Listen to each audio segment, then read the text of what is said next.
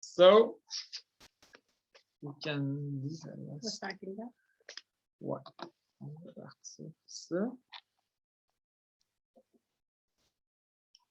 Great. Great. Okay, so I guess we can start. Hi, everyone. It's really a pleasure to have all of you with us. My name is Julien Lamarche. I'm a lecturer and a fab manager at the Université de Sherbrooke at the Studio de Création, which I'll have the chance to present. And I present you my colleague Valérie. Yeah, my name is Valerie. I'm a PhD student. I'm finishing this month my study, and I've been working on the startup culture and ecosystem for the last 5 years. I'm doing research also across the province of Quebec with accelerators, incubators on the startup ecosystem. We're trying real hard to build a strong and unified ecosystem across Quebec. And I'm also a lecturer with Julien in different courses, but one in technological entrepreneurship with students. And I'm also the co-founder of a Createch Challenge, which is technological entrepreneurship as well for students of the University of Sherbrooke. Yeah, thanks. So it was nice to meet and talk to some of you at the beginning. So I'll share our presentation so you have some visual cues on what we talk about. So I'm sharing it. Do you see it well? Thumbs up. All right. So the plan of this workshop is talk about the images of an ecosystem and what we're meaning by ecosystem. We'll then use the Studio de Création and what we're doing in Sherbrooke to give some images and mapping of what we're doing, and then the intention is to have a workshop with you so you can work on the same mapping tools, and that you can find your place in the map, so more have a more focused mapping on your ecosystem. So all good with everyone? Awesome. So maybe to start off, why are we talking about startups in a Fab Lab conference? We often think of startups as money and Dragon's Den and all those kinds of stuff with the VCs and all the finance and money part of it. Of course, startups are a great tool for economic development in our different countries and technological innovation. But honestly, what we're really focusing on and what we're really trying to do with our startup ecosystem here is mainly focus on the students at the Université de Sherbrooke. We're a university, so our mission is education and not making money and profit. So why Fablabs should look into startups and have an active role in the startup ecosystem is mainly for its users and students, if it's part of the an educational institution. And the three main reasons I see from working with student startups is that they really care about solving real world problems. Usually they have a lot of theoretical courses, especially in engineering, where they are good calculating stuff, but they find it really far from reality. So when they have the chance to solve real world problem, and we all know that we have a couple to solve, they are really motivated by that. And then entrepreneurship and startups is I think it's one of the best tools to turn a passion into a job, so they can continue working on that project once they leave university and can build a team around it. And then it's really the opportunity to scale up the positive impact. So like investment and all the like financial stuff is like not personally, yes, it's to scale up the return on investment and all those parts, but I feel that it's also a good way to scale up the positive impact of the different startups that we're working with. And I feel it's really a trend that we see, that impact entrepreneurship is really motivating students, and Fablabs are really a key actor in that field. So how can we better support and surround the entrepreneurs? Well, that's one of the main reasons of why we talk about ecosystems. So Valérie will continue on to talk about that. And it did really change everything once we introduced students to startups as a tool, because we had a Fab Lab before, and the maker movement was very strong in Sherbrooke on the campus.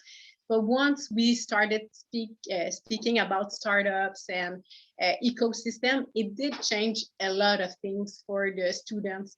And we were able to make some bridge with other actors that were in the city, but were not actively working with the university. And we were able to build that pipeline and that community of makers and inventors and entrepreneurs. And the ecosystem, entrepreneurial ecosystem, became very important. But what are we talking about when we talk about ecosystem? I'm pretty sure you know a lot about ecosystem. It's a buzzword that we've been using for many years. But what is important for that workshop is the fact that we can see an ecosystem with many different ways. And just like there's many images of an organization, there can be many metaphors and images for an ecosystem. The first thing we think about when we talk about ecosystem, we often see a map, just like you see on the screen. So it's a way to see where are the hotspots in the world for the startup culture. So we can see that, okay, in Hong Kong, there's a startup scene.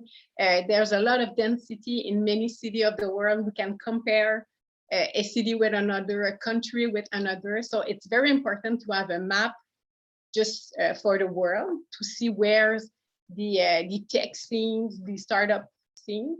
It's also important in a city to see where is there some density somewhere, where I need to be as an entrepreneur to get some resources, services. Is there a better place to open my shop or go to get services? So it's very important to see that on the map. And we often think like that when we think about ecosystem, like, is there other accelerators, incubators around us? Is there other founders around me? So where can I be to be in the ecosystem? So it's a very visual way to see an ecosystem.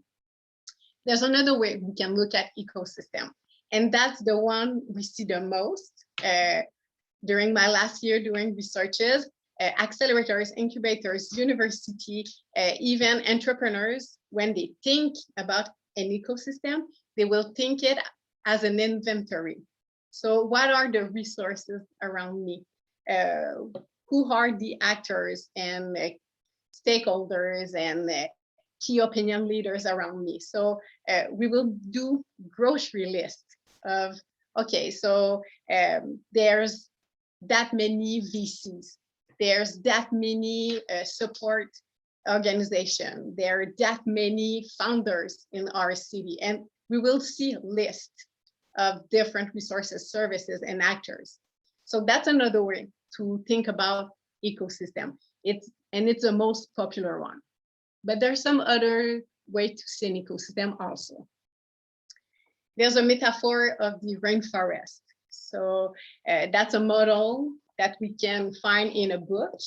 I've one of the books. There's two of them. This one is the toolkit to build your ecosystem, just like the Silicon Valley. That's their claim.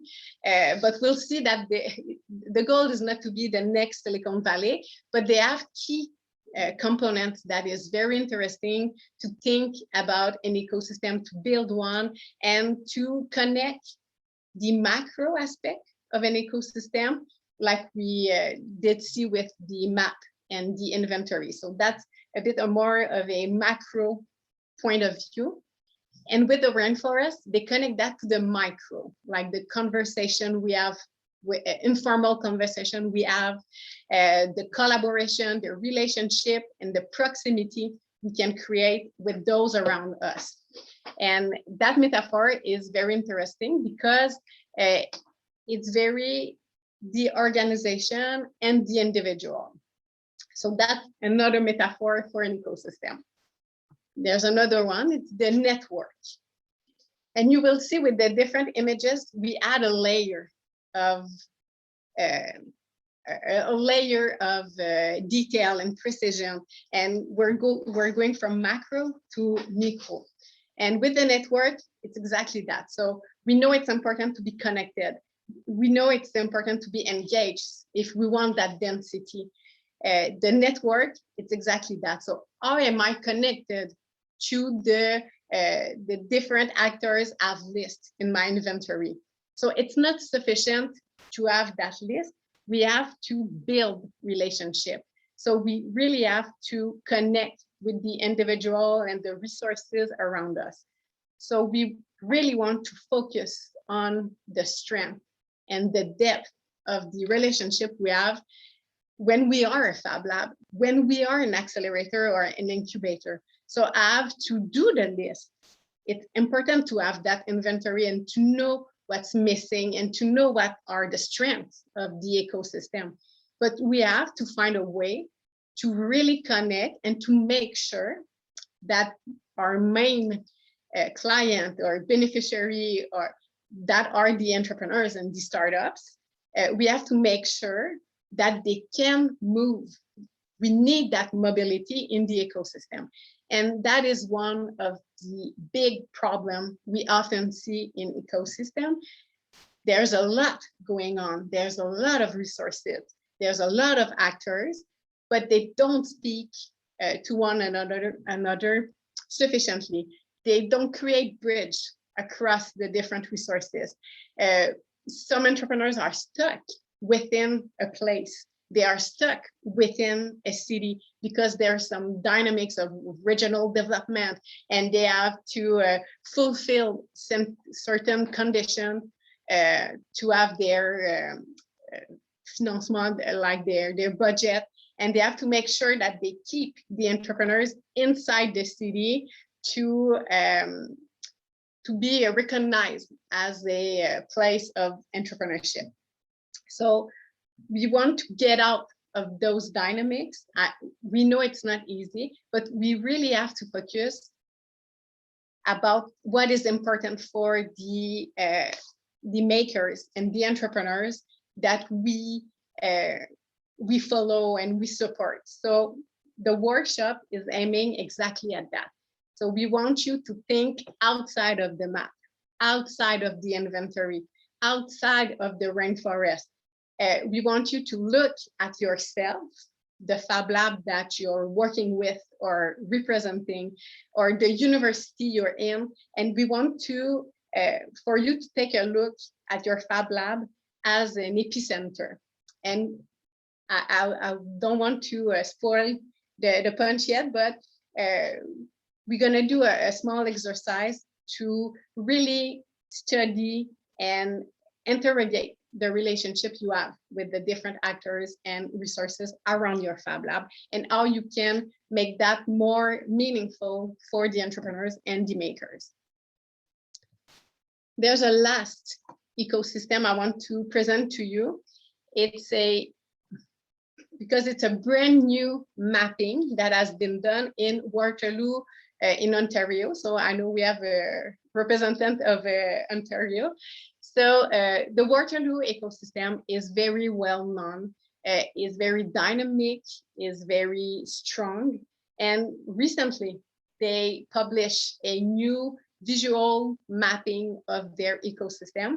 And there's one thing very interesting among many interesting things, but it's the fact that they have displayed the different resources, individuals also, because you see that the funders are represented in their mapping.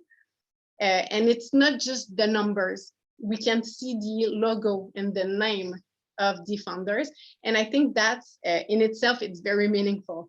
So we don't see that very often, and not in an ecosystem as big and strong as the one in Waterloo.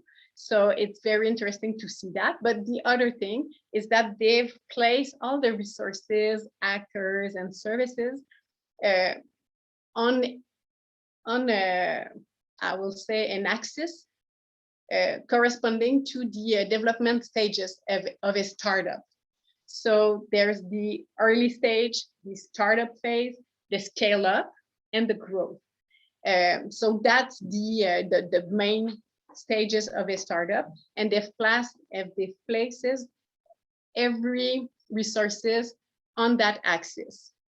So that's something very, very interesting, because one way to look at ourselves is to position ourselves or intervention on that axis. So where do you intervene as a Fab Lab? Is it in the early stage? Are you more about the ideation, or are you more, or are you doing intervention for startups? So validation, looking to find a solution to a problem. So where are you on that axis? So that's a question that we want you to think about right now, because we're going to use the answer for that. And so that was one way to show it: early, startup, scale up, and growth. The other ways is to use that diagram from Startup Commons, and we want you to look at that diagram and see where you are exactly. So there's a bit more precision on that figure. So are you in the formation, validation, or growth stages? So as I say, is it more about the ideation, validation, or scaling? So just think about that and see where you are. And we're talking about startups, but we're also talking about projects, high potential projects. So even if you're not doing intervention for startups, you are in contact with projects. So just think about those projects and where they are when they come to your place. Are they in the formation stage, or validation, or growth? So just answer that. You can answer them in the chat room. Sorry? Oh yeah, you can take the mic if you want to. Don't be shy. So you can take the mic and just tell us if you're working with startup, and at what stage are you working with the startup. If you're too shy, you can go in the chat and we'll take your answer there. Okay, it will be fastest to to write it, to tell it instead of writing it. Yeah. We are a small Fab Lab located in a collège, a cégep, and we are part of CCTT, Collegial Center for Technological Transfer. We would like to work with startups. Our CCTT, in fact, is specialized in design thinking and open innovation. So, but currently on the side of the Fab Lab, we didn't have that much startup or people visiting us. In fact, I saw 1 or 2, 3 people asking for specific details. In fact, they use us as a kind of technical counselor, let's say. Okay. Yeah, it's still one of the steps and one of the ways that you can help. And maybe these guys are more in the validation stage, so they have their project and they try to go further with their prototype. So that's a good step to start. Does anyone else want to take the mic and tell us where they are on that line? Yeah, I can go if you want. Yeah. We are located in Quebec City. We are privately funded. There's no public money. That's a huge challenge by itself. We got a few customers on the startup side, and I should say there are different cases. One of them was a student, and he came to get advices regarding technical feasibility for a project. And we spent just a few hours with that guy, and it ended up with the fact, okay, there's no money there, there's no way for him to get it. And the worst of that situation, the supervisor at the university, local university, told him, don't go outside the university, we can do it internally. That was my biggest shock, because he's been told, okay, don't go outside, we have funds, but we need to keep the funds for ourselves. That was surprising for me. I got another one more on the growth side, because they have already a concept, they have already a prototype, and they're in the growth phase when they want to build it on the bigger scale, and they have issues with microcontrollers and programming. I cannot say more about that one because it's kind of confidential things, but this one was at another stage. Let's say that's the two main things that came to my mind regarding startup. This how to get money to use us, because we will not do it for free, and the other one we are more in emergency mode. Help us, because we are growing, we don't know what to do, and things like that. Yes, that's on my side. Yes, thank you. Does anyone else want to take the mic? In fact, I would like to send a question to Philippe. We are in a kind of, on our side, we are on a kind of paradox, because we do have members that come they pay $20 per year to be member of our Fablab. And they pledge that every hour that the other volunteers invest in forming them, they will give it again to the community.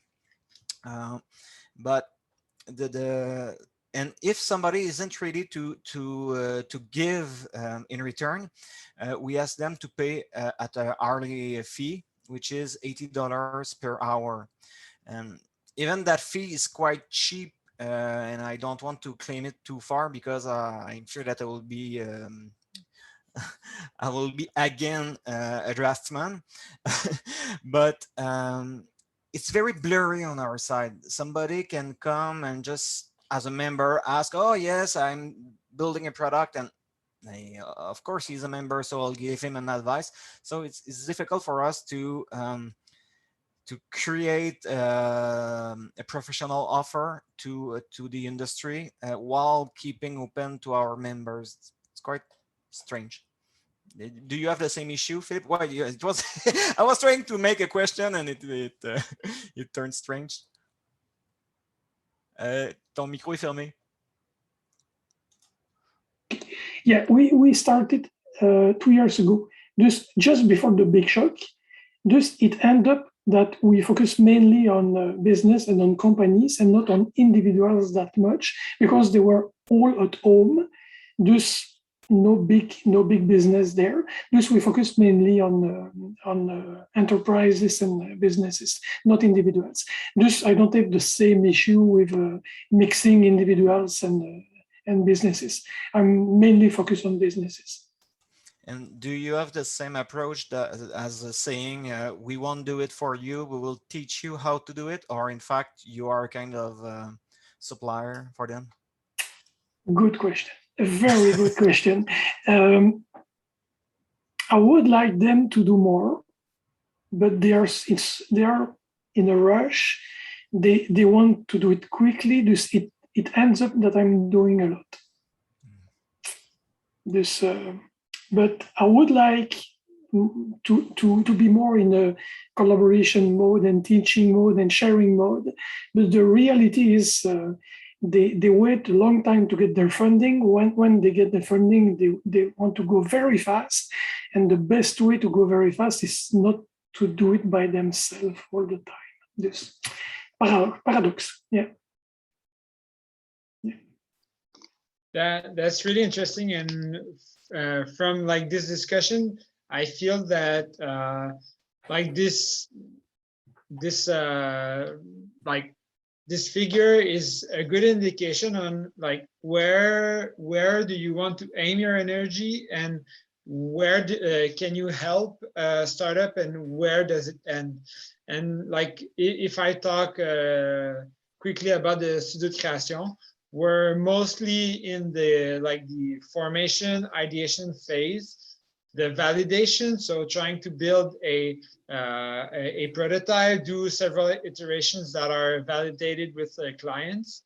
But once they enter in the growth phase, so when they start to have sales, and when they need to make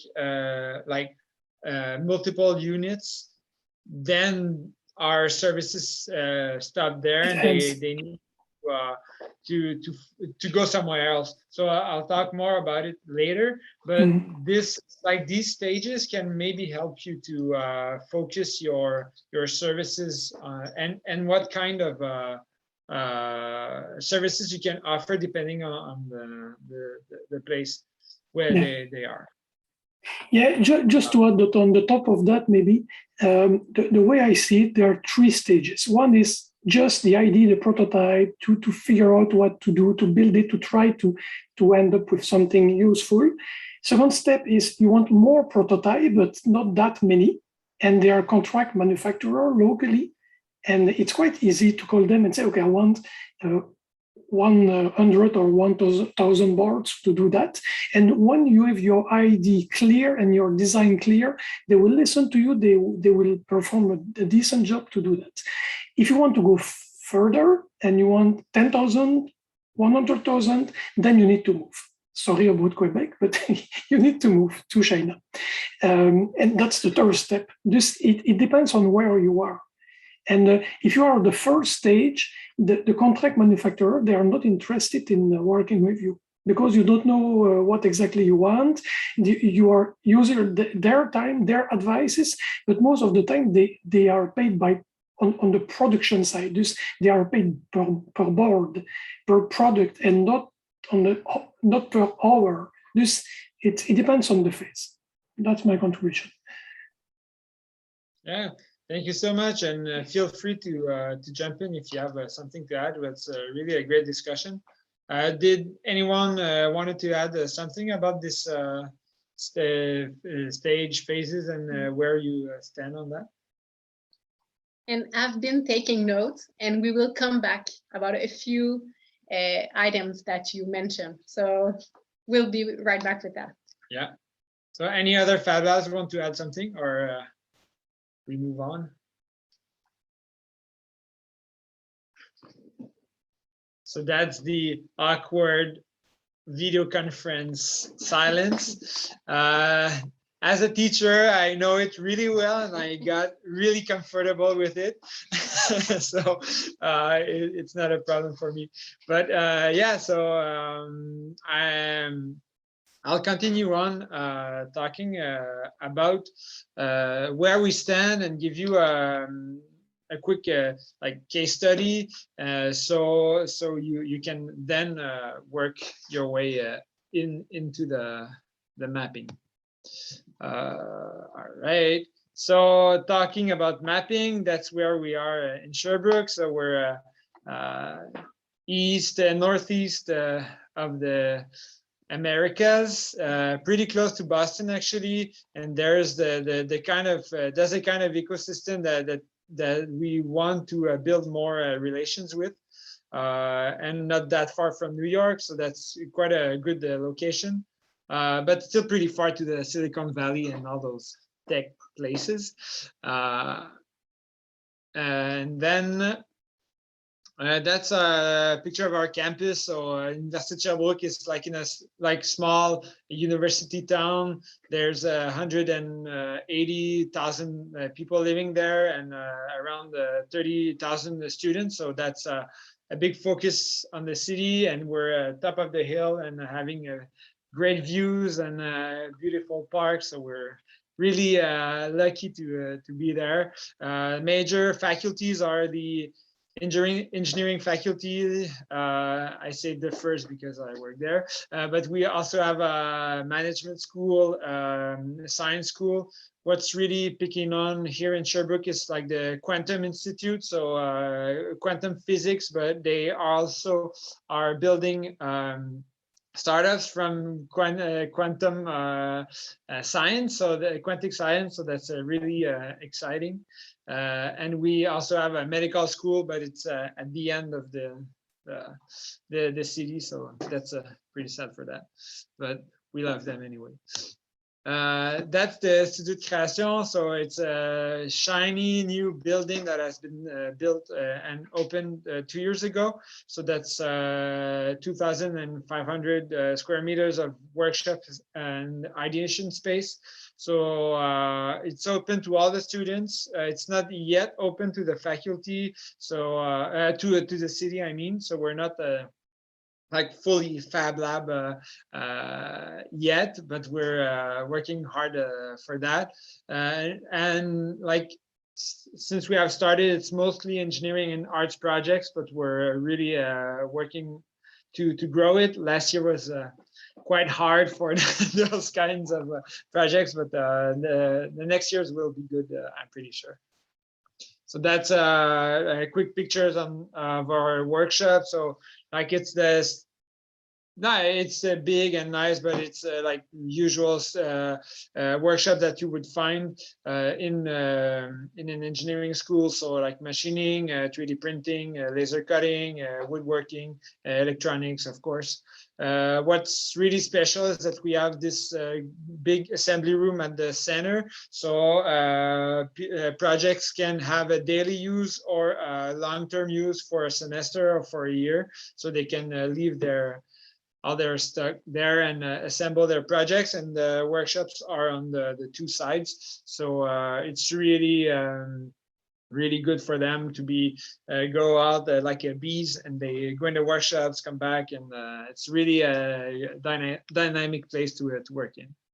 And we have the different ideation rooms. So obviously it's pre-2020 pictures. I can't wait to see those kind of scenes again. So we have a space where teams can meet and share ideas and sit on those little stools that are colorful. So we're changing the black and white engineering faculty into something more creative, so that we're really happy about that. And of course, there's really an interesting ecosystem that has been like developing in the last years around the Fablabs, but also different actors on the campus. So those are like some kind of mappings that we've done on our ecosystems. There's also the Santec, which is another incubator in Montreal based on technology. That is really interesting. But I'll leave the next step for Valérie. I think you have some things to add on that. Yeah, that's right. I'm coming back. So like we said, we want to bring back the focus of the workshop on the Fab Lab or the accelerator that you are as an epicenter.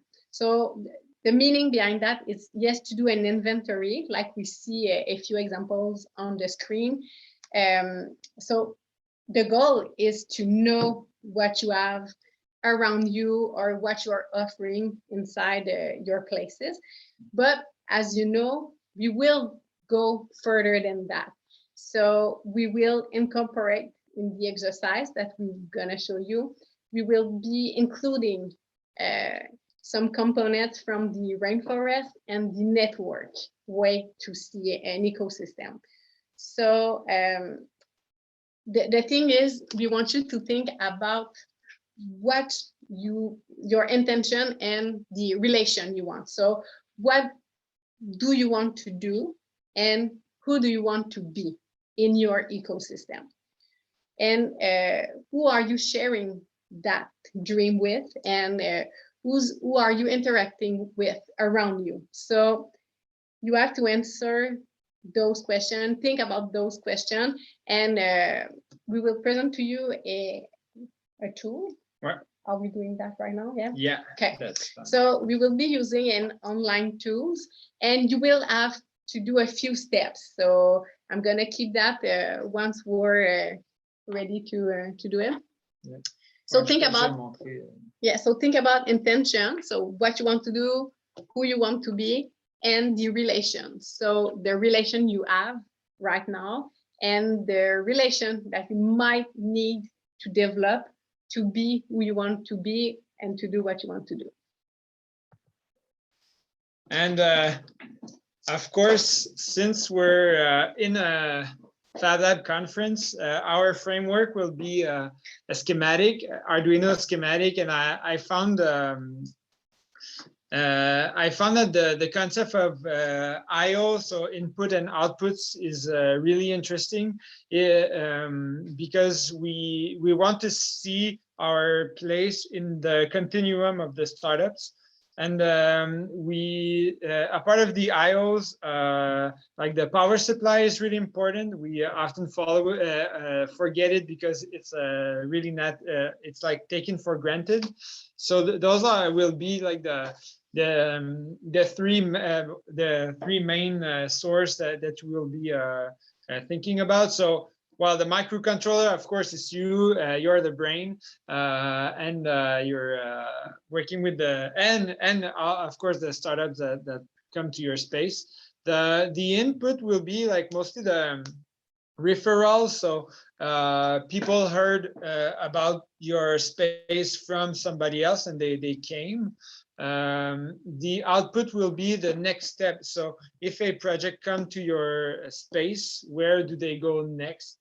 And the power supply, we see it as the key partners. So people or organization that you have a strong collaboration when you are working with startups.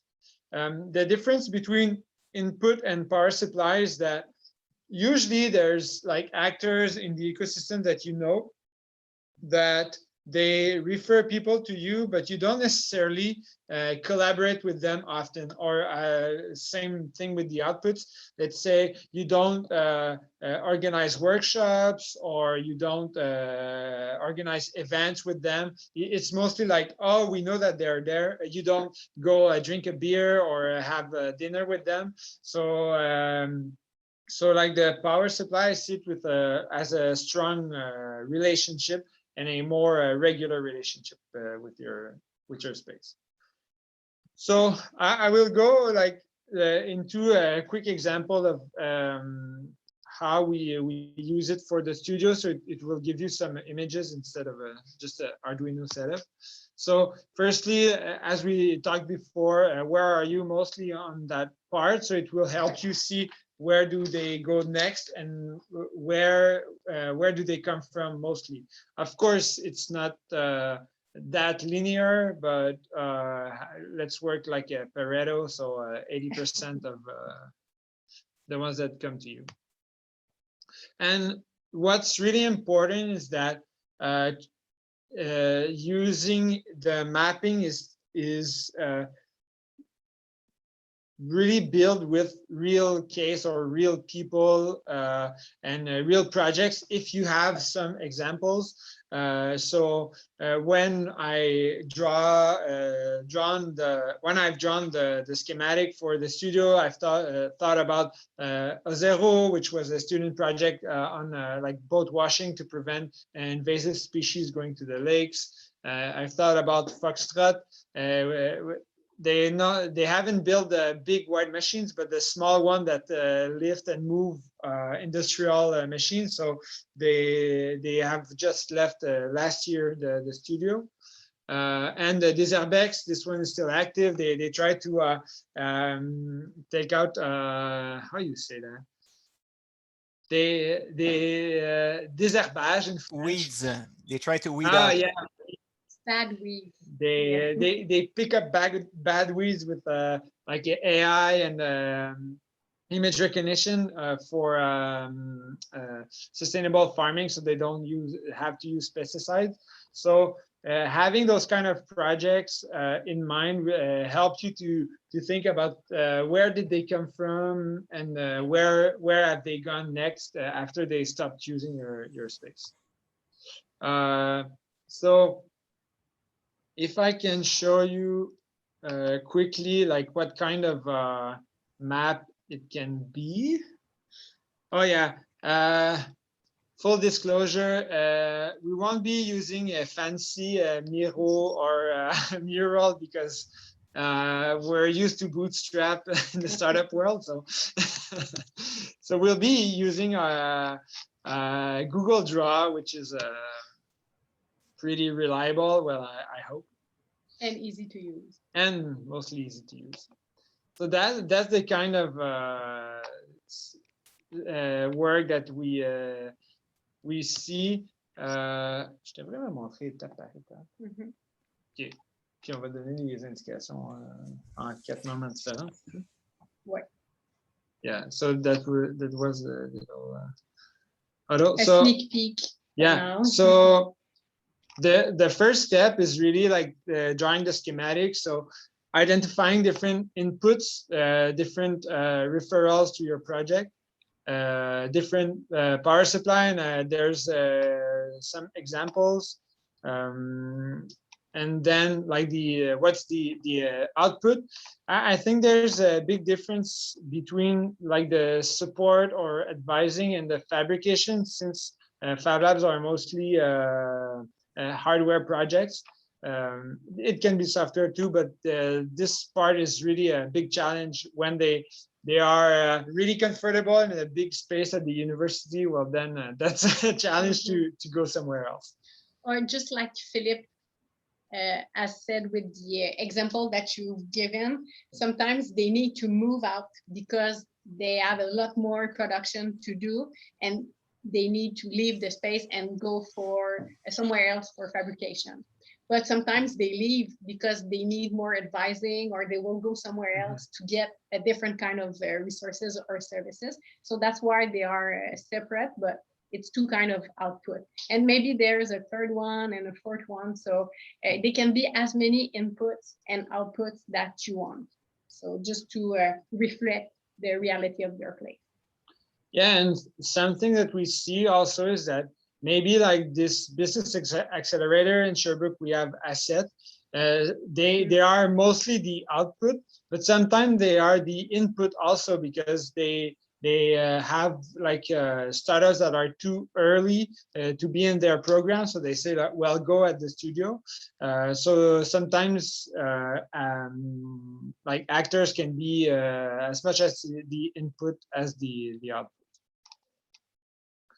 The second step that's interesting and important to do also is like what's the scale of the collaboration with these people. So just by making those boxes bigger, it can help you to have an idea of like, oh, these guys, we work with them a lot, but those guys really few.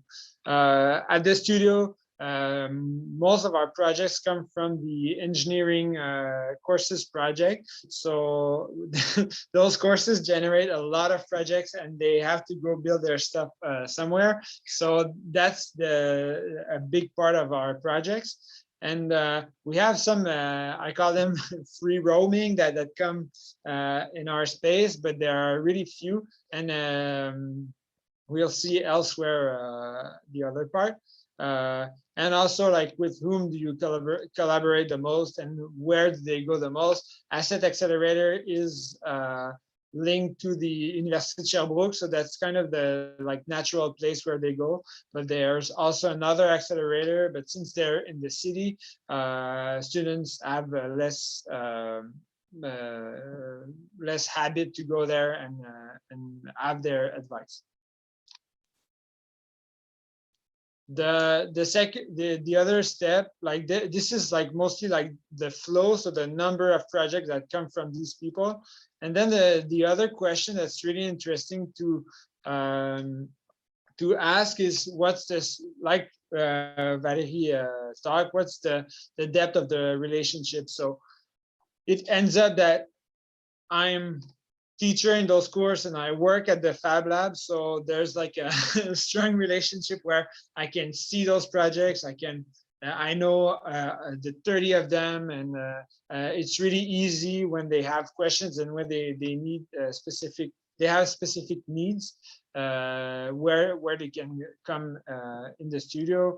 There's some research labs that we have a lot of relationship. Concours Créatech, they organize their events in the ideation spaces.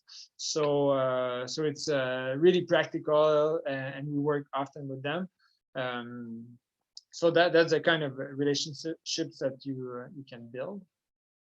And at the end, the question is like, what are the opportunities? So who are you not seeing, or who would you like to build more relationship?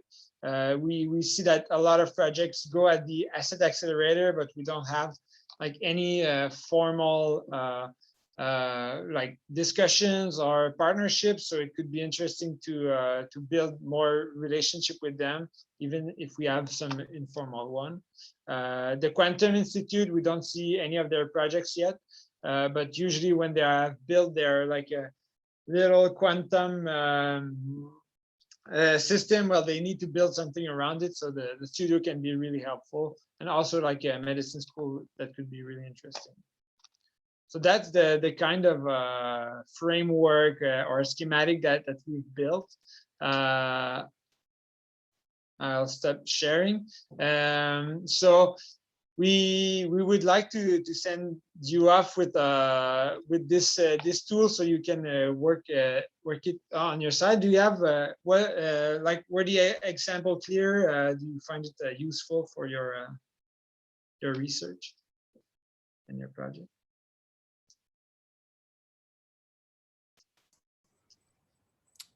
I think on my side it's not that useful because we don't have an official policy for startups and so on, but we need to do some kind of reflection about it. It's more above me than otherwise.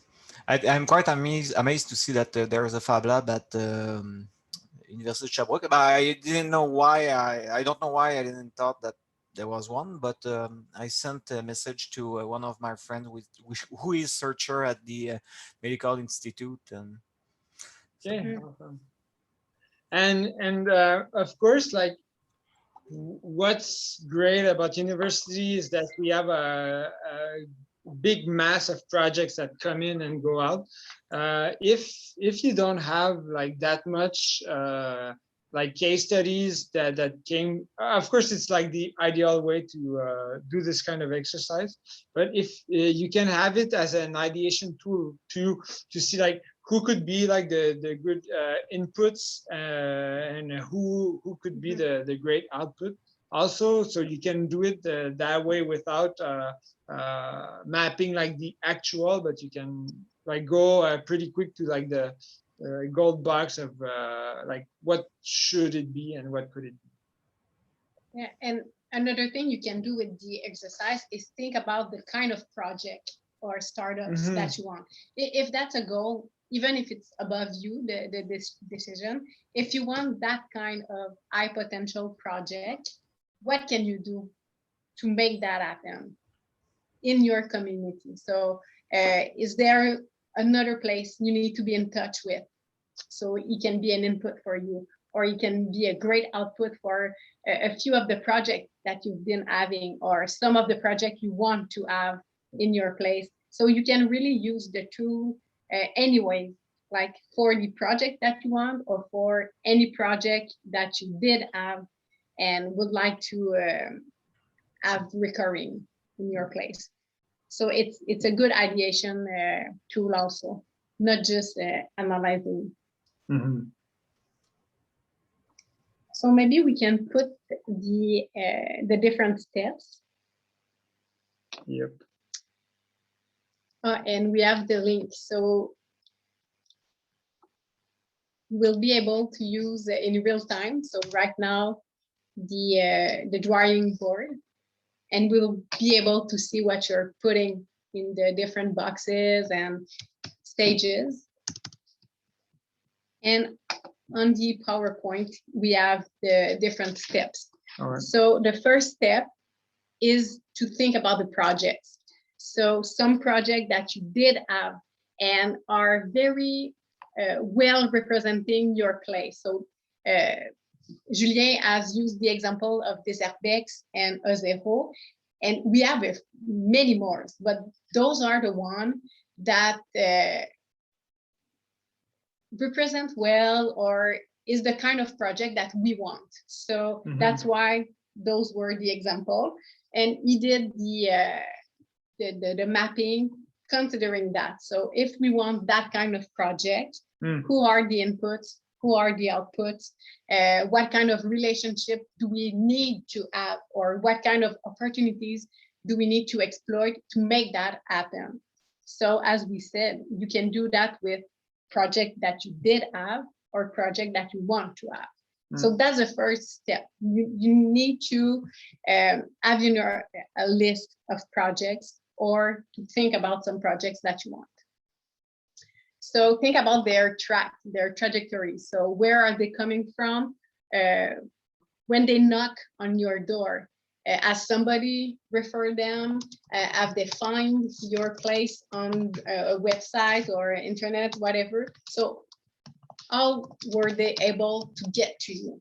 And where have they went after they've been through your place? The second step is to list key partners around you and them. So it's important to think about them, the projects and the founders or the entrepreneurs that you're working with.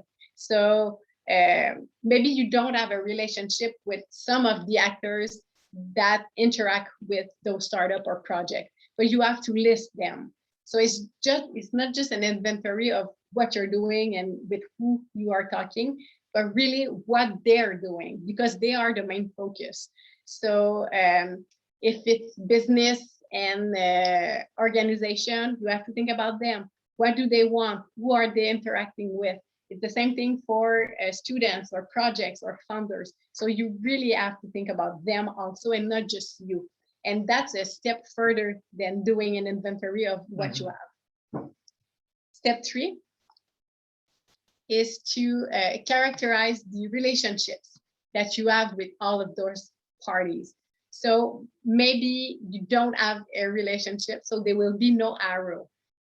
If you have a strong relationship, the arrow is going to be very thick. And if you have a superficial or very informal relationship, the thickness will be varying. So make sure to have different kind of arrow in your drawing. We want you also to change the size of the bubble of the box to represent the quantity of referral or the quantity of project that have been to the same place. So just like the boxes of Julien, was some of them was big, some of them was small. You need to change the size of the boxes or bubbles. And the last step is to identify any gap, opportunity, change, or action that you could tackle. So that's a very important step, and it's one that we don't see often with mapping, inventory, even networks and rainforest. What do you do after that? Once you know that those are the person around you. Once you know that these resources are available, what do you do? Is there any gap that you can fulfill? Is there any opportunity that you can take? Is there any change that you can make happen, or action that you should do today or tomorrow to make sure that you have those projects again, and to make sure that those projects are well supported by your place and your action? So that's the 4 steps we want you to do in the drawing tool. I think you have the link. Use it.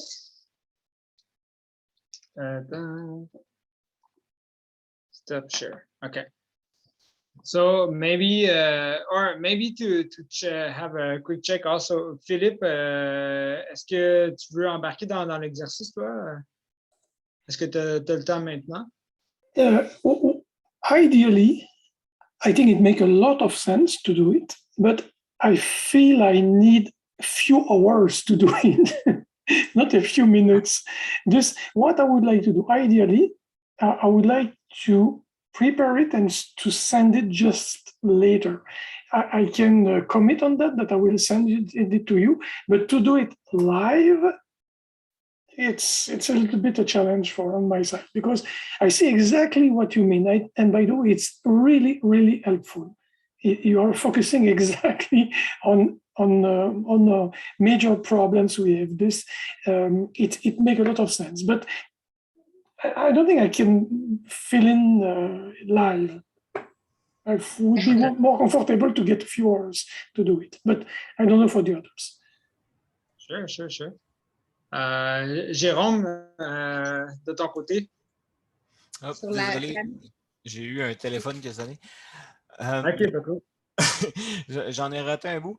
Je pense, en fait, je regardais l'histoire des intrants. Il y a un mapping à faire parce que notre organisme est... no, I'll switch to English. Our organism is more centered at... In fact, there's what we want to do, product design and so on, but because of the main partners that makes our staff, we are more specialized in culture, touristic institution and so on. So maybe we should just aim at them and focus at them instead of trying to please the industry.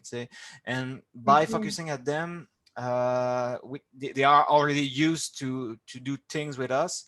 We should try to find an offer for them to push their project further. For an industry, it's quite easy to, but for a startup, it's quite easy. No, it's easier to find somebody to help you build your product. But when you are a museum, when you are an artistic organization, if you don't have often the money to do that, so that's why we push on the open source, the Creative Commons, and so on. But they are lacking the company that will help them. So maybe we should push on that. I didn't write it down into your schematic, but it looks like it's the way we should push further. I'll do my homework in the next few weeks to see if we can invent that, modify that.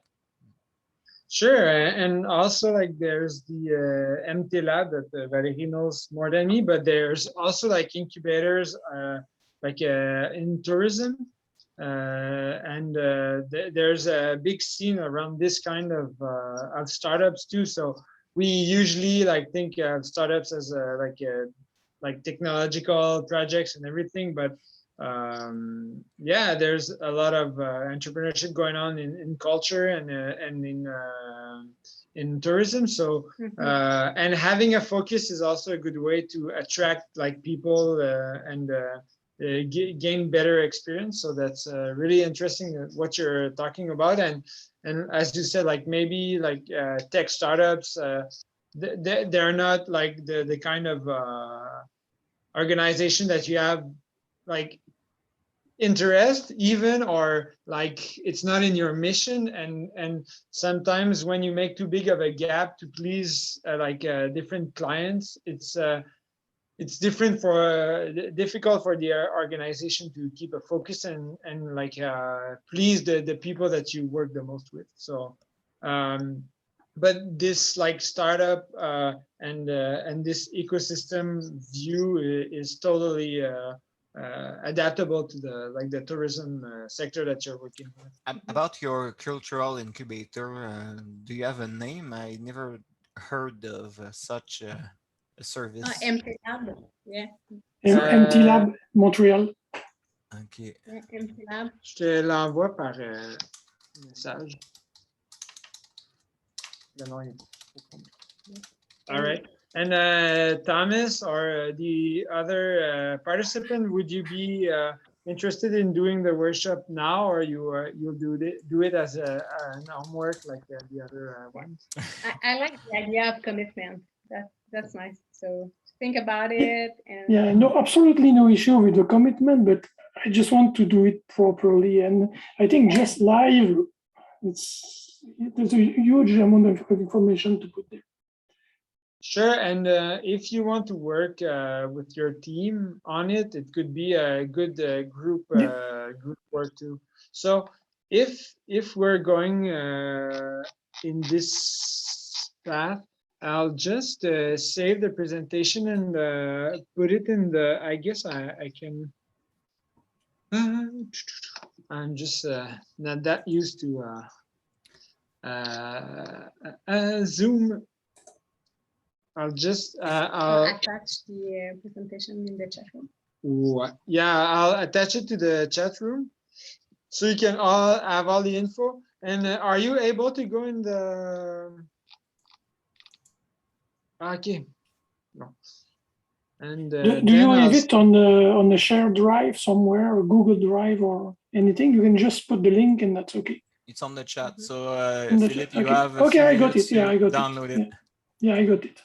And I'm sharing directly the drawing board.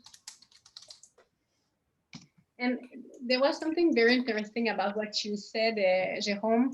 The fact that it's useful, let's say, to work with that museum or that organization, but themselves, maybe they're not able to fulfill the relationship that you want with them, or to have the engagement that will be productive for your ecosystem and your community. So that's very interesting from a research perspective. Like, we're doing the mapping, but we're putting people there that might not be able to reciprocate their relationship, and that's very interesting. Thank you. It's another paradox, though. It's another paradox in the. I'll explain a bit further on that, and you'll excuse me. During an Esperanto Congress, when you speak another language, it's called crocodili. So me crocodilos. Je vais parler en français, désolé. On donne beaucoup de présentations aux petits organismes en lui disant, vous voyez tel truc, vous pourriez réussir à faire telle chose comme ça, un petit peu en do it yourself. C'est très populaire ce truc-là. On monte des œuvres d'art, on analyse derrière le processus technologique qu'il y a pour lui montrer que finalement la poutine est simple. Ils sortent de là complètement survoltés en se disant, ah ouais, c'est cool. Mais quand ils arrivent avec l'idée, là, ça ne leur tente pas de faire la démarche d'apprentissage pour être capable de le faire eux-mêmes. Fait qu'ils reviennent voir en disant qui qu'on peut aller voir pour ça. Là, moi, je t'ai vendu quelque chose en te disant que c'était simple. C'était simple, c'était économique dans la mesure où tu le fais toi-même, si tu veux chercher quelqu'un. Fait que le petit nœud, la petite entreprise, ce qui ferait, sans sortir l'artillerie lourde, ce chemin-là n'existe pas. Des fois, j'essaie de pousser mes membres à voir si je ne pourrais pas créer un noyau dans les membres pour créer cette petite entreprise-là, cet incubateur, si on veut, à projet touristique ou culturel. C'est pas si évident que ça. Paradoxalement, ceux-là ont souvent des budgets pour justement les services du CCTT, sur des démarches d'idéation. Ils reçoivent des subventions sur réévaluer leur mission, des trucs du genre. Fait que ça va très loin. Dans la démarche d'idéation, on fait de la job. C'est quand tu arrives, s'il y a une volonté de prototyper, on va être capable de prendre un petit prototype, mais après, ça coince. Fait que ouais, c'est peut-être ça, c'est le output point de vue Arduino là, qui a. Les fils sont mêlés, je pense. Ouais. And do you know why? Because they don't want to do it by themselves? They are not confident to do it? Or what's the reason? Because they are Often they are volunteers, so their organism is without lucrative goals and so on. They are volunteers, and the learning curve seems to be too steep for them. Mm. So we could help them, but there's a gap. Yeah, we should Mm. think about it. Yeah. So it looks like And I sometimes, stopped the crocodile. yeah, and sometimes what I hear about it is like we talk a lot about relations between organization, but sometimes it's more fun to do it as a group. And if there can be like group sessions of those organizations working at the same time, but in on their own projects, that could be a way also to like build a momentum with them because That's yeah, go ahead. uh, I think that's quite feasible in big cities like Sherbrooke. In Rivière-du-Loup, it will take time. With those organisms that come to us for a project, they don't have the time to wait for maybe 6 months to find others group to. But on the other hand, we could try to advertise such groups, so we could maybe just see, without knowing if there is a true demand for that, we could just try to advertise, hey gang, if you have an idea of project like that, we might be able to create, yes, a kind of a community. Would be interesting. Yeah. Yeah, well, because it's totally like a different field, but like a couple of years ago at the Fab Lab, second Fab Lab, like a more like a link to a research project. Well, people wanted to build personal projects, and since like we have university rules, people can only go. Two or more people for safety issues, of course. So people had a hard time to go do their own projects because when they came in the evening or in the weekends, there was no one. So we just said, okay, well, Wednesday night will be the Maker Z, and then like that's the night where people go and build their own projects. So And it started very small. yeah, it started small. And and then people, because we were because we were a couple of people doing their own projects, well, others said like, oh, I should do one too, and that's the kind of momentum when you, well, that's the kind of idea puts in my mind when you talk about this issue. Philippe, I think you wanted to add something. Yeah, maybe something we could do, Jérôme, as well. There's nothing preventing your members to collaborate with other Fab Labs. Just even if the critical mass is not there for a given project or at a given time, it could be possible to work together on that. Just, I know if you want to use the CNC, you need to be close to the CNC. But regarding software, regarding embedded things, there's no reason to be physically there. It depends on the project. It depends on the project. We could sometime move people and projects around between Fab Labs because it could make sense, and it will just open. And then there's a question regarding the funding, because if the funding is locked to a region or an organization or a place, then it could be an issue, because they need to move. But more on a share basis, we could collaborate on that. Because if you don't have the critical mass for a given thing, that's no issue there. That's what Fab Labs are about. The more people think about Fab Labs as tools, but the main process in making things is the design process. You need to work a lot on it. So they think they need to go physically to a space, but when they get there, I tell them, well, so you have to learn that software, think about it, order those parts and so on. So we could do that by distance, but they don't realize that at first. Yeah, guys, in Sherbrooke, I maybe have a question for you regarding your relationship with the community, because since it's close to the university, it's deeply linked to the projects. And how do you manage that from Sherbrooke people, not the students, but Sherbrooke people? How they feel it? Is it the university thing, or is it something they feel they can use for themselves? How do you see that? You know, like, one of the challenge here is that the university is like at the top of the hill. I know where it is. I've been there many times. That's why I'm asking. Yeah, but that's like a fact, and that's also like an image of the relationship between the university and the city. So people in the city of Sherbrooke that like don't work there don't really know what's going on up there. And I guess no one knows that the studio actually exists. So there's not really like il n'y a pas d'attente que ça soit ouvert pour la population. And it goes both ways though, because students don't go often.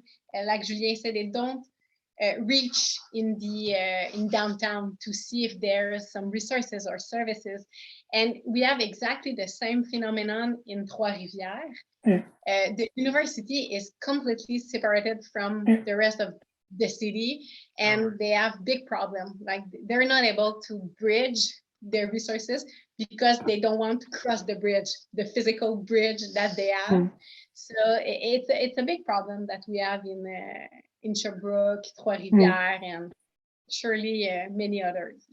Yeah, I visited a few Fablabs in Europe, and some of them have exactly the same issue because they are linked to university and sometimes established close to the university, most of the time in the university premises, and then the people outside, they cannot easily come.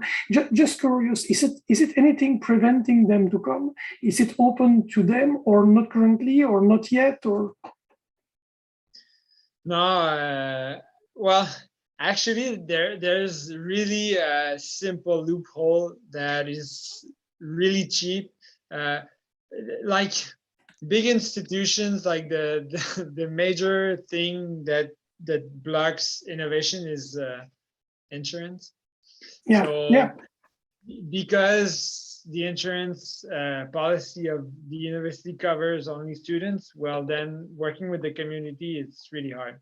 But I got it. Like one person can be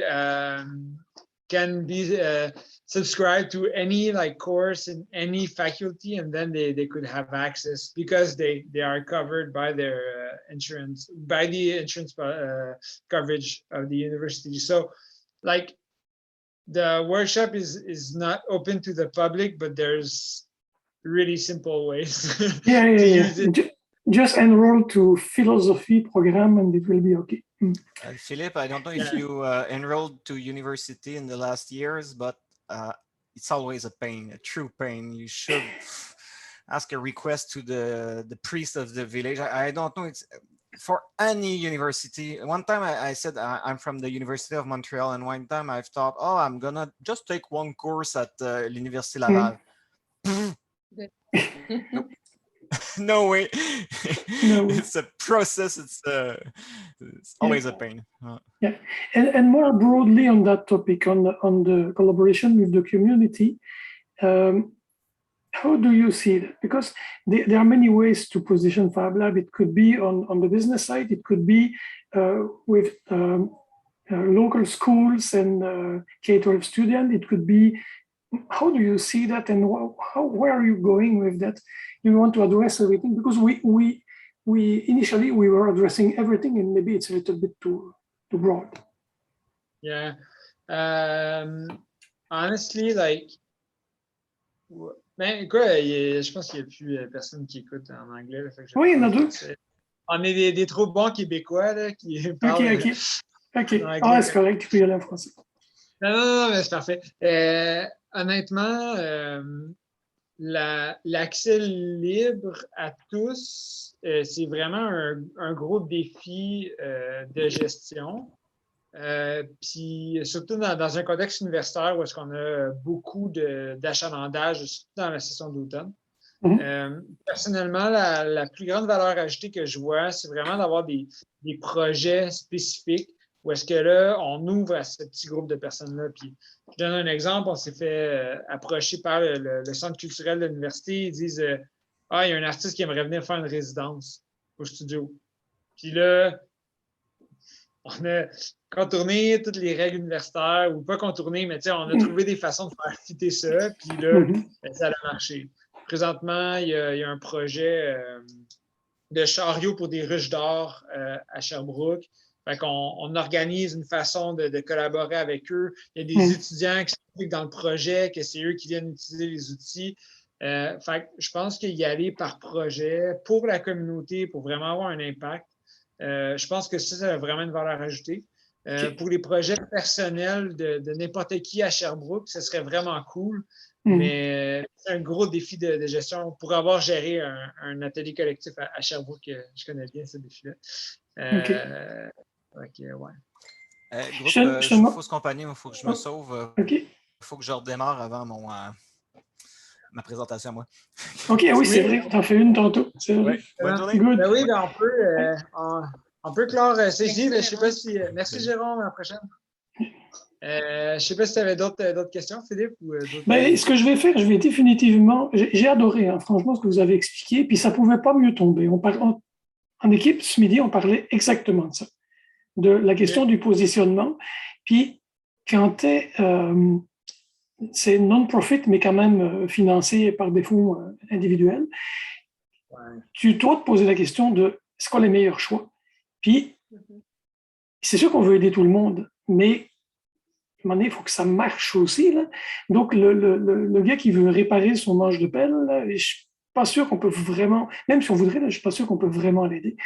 Donc, puis la question, en fait, fonctionner par projet, tu as peut-être amené la réponse à la question qu'on se posait ce midi. À partir du moment où ça fonctionne par projet, ce qui est un peu la marque de Sherbrooke, ceci dit, là, le par projet, ça peut probablement très bien fonctionner. Puis après ça, c'est juste une question que les règles soient adaptées pour ça. Parlant d'assurance, hein, nous, on en a une qui couvre tout ça, là, donc qui couvre autant les visiteurs que le monsieur qui vient s'imprimer une pièce, ou ça se fait. Hein. Ça se fait, si amené, vous avez besoin d'informations là-dessus, on l'a. Ça ne coûte quand même pas une fortune. Puis ça sort un peu du cadre universitaire. Donc, ça pourrait... mettons, en fait, il y a un assureur qui assure toutes les universités. OK? C'est le même assureur pour toutes les universités. C'est la même police pour toutes les universités. Bon, en fait, du fait que tu utilises les locaux, ben là, tu es comme pris là-dedans. À l'Université de Montréal, à Polyfab, ils ont le droit d'accueillir n'importe qui du public. Puis la personne responsable des assurances a mentionné qu'il y avait le droit. Donc, tu pourrais y avoir un précédent. Là. Ouais. À Sherbrooke, on n'a pas le droit. Puis notre responsable des assurances a communiqué avec eux. Puis, tu sais, on ne veut pas comme trop poser de questions pour pas qu'eux servir de bord. Là, mais c'est ça. Fait que, ces questions-là, c'est très politique aussi, interne à l'université. C'est pour ça, on trouve des façons de travailler autour, mais de toute façon, c'est ça. Je pense pas que dans notre cadre, l'accès libre pour des projets personnels pour n'importe qui de la communauté, je pense pas que c'est ça qui a le plus de valeur ajoutée. Mais moi, ce qui me faisait un peu réfléchir là-dedans, c'est la charte des Fablabs. Elle énonce cette obligation-là. Donc, j'étais un peu mal à l'aise de dire, je focus juste sur un segment parce que je serais un peu off de la charte. Donc, je ne pourrais pas dire, on est en Fab Lab, parce que la charte des Fab Labs suppose qu'on est ouvert au public, puis qu'on est ouvert à tout le monde. Donc, mais la réalité économique est moins évidente que ça. Oui, il faut dire que la charte des Fab Labs, j'ai déjà vu des graphiques qui qualifient le niveau, mettons, d'ouverture, puis il y a différents trucs. Puis, tu n'as pas besoin d'être 100% ouvert, gratuit, puis comment que je peux dire? dans le fond, là, pour moi, ce qui n'est pas un Fab Lab, c'est un laboratoire de recherche. Ouais, Qui est clairement. là juste pour faire de la recherche, juste pour ses chercheurs. Il n'y a personne qui rentre là. Mm. Ou un atelier d'université classique où les étudiants peuvent aller là juste pour les cours, c'est juste les techniciens qui opèrent les machines. Mm. Ça, c'est définitivement pas dans un Fab Lab. Mais après ça, pour moi, c'est un spectre. À quelque chose de 100% ouvert gratuitement, mais il faut qu'il y ait des éléments entre les deux. Puis, je ne sais pas si tu as entendu parler de la fabrique à Sherbrooke, qui était un atelier collectif dans le passé. Écoute, ça me dit quelque chose, mais il y a peut-être une fabrique à Québec aussi. C'est ça que je mêle les deux, peut-être. Non, je ne suis pas sûr. C'est la patente qui est notre cousin. Là, puis nous, on a parti comme plus format makerspace. Mais malheureusement, ça a fermé il y a 3 ans, dû justement là, aux défis économiques là, de gérer. Mais nous, c'était vraiment par abonnement payant. Là. Il n'y avait pas d'accès gratuit, mais c'était à la population. Si pour les besoins de vos recherches, vous cherchez des cas de genre makerspace qui ont l'air de fonctionner, il y a l'air d'avoir Tulsa, le Fablab Tulsa, et il y a New Haven. New Haven, ces deux-là, ils ont l'air de très bien marcher en mode makerspace. Puis, il y a quelqu'un qui présentait de New Haven hier ou avant-hier, puis ils ont 400 membres, ils visent 500, ils ont 4 personnes de staff, le reste, c'est des volontaires. Puis ils ont réussi à construire quelque chose là-dessus, mais il y a beaucoup plus d'histoires qui n'ont pas marché. Puis Tulsa, ils sont en train de bâtir, ils sont en train de faire un édifice, donc Fablab Tulsa, donc il y a moyen que ça puisse marcher. Là. Okay? Mais je comprends le contexte, là, puis... je trouve que ça me manquait, en fait. Mon garçon a étudié en génie à Sherbrooke, en génie informatique. Puis, tu sais, j'ai vu l'apprentissage par projet, puis tous les projets, puis à chaque fois, je me demandais, ouais, mais tu fais ça où? Il dit, ouais, on nous a fourni des kits, là. Fait que j'ai hérité de ces kits de FPGA, puis entre autres. Puis, sur base de tout ça, il faisait ses projets, mais je dis, ouais, mais il manque quelque chose. Il manque cette capacité de faire le projet en équipe puis de ne pas devoir aller quêter chez les entreprises locales pour quand même pouvoir travailler ou qu'ils fassent des pièces. Tu sais, il manque quelque chose, puis c'est ça, vous répondez à ça, c'est sûr. Les sont vraiment... J'ai étudié à Sherbrooke aussi, là, puis ça a été mon rêve. Good. Ouais, donc, moi, je m'engage en fait à vous remplir le document, le partager. Je vais le partager, puis j'aimerais ça qu'il soit partagé à titre confidentiel parce que je vais mettre de l'information qui est stratégique pour nous. Fait que je mettrai confidentiel, mais pour vous deux, là, puis juste en fait pour partager, parce que ce que vous avez déjà partagé m'aide beaucoup. Donc, ça serait une très bonne chose.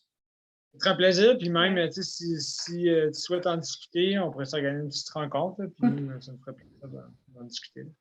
C'est un plaisir de t'avoir avec nous, Philippe. Bonne chance, là, vraiment, avec toutes vos démarches. C'est un méchant défi, là, justement, de partir un projet comme ça, puis, mais ça a tellement de valeur, là, fait que c'est ça qui est excitant. J'y crois. J'y crois, puis regarde, on est 2 ans après le début de la pandémie, on est toujours vivant, puis on n'a pas perdu d'argent. C'est un bon challenge. C'est un bon challenge. OK, mais ce serait vraiment un plaisir d'en connaître plus sur ton modèle aussi, puis on peut s'organiser une autre discussion. Là. Ce serait un plaisir. Définitivement. Merci à vous deux. Merci. Au revoir. Bye.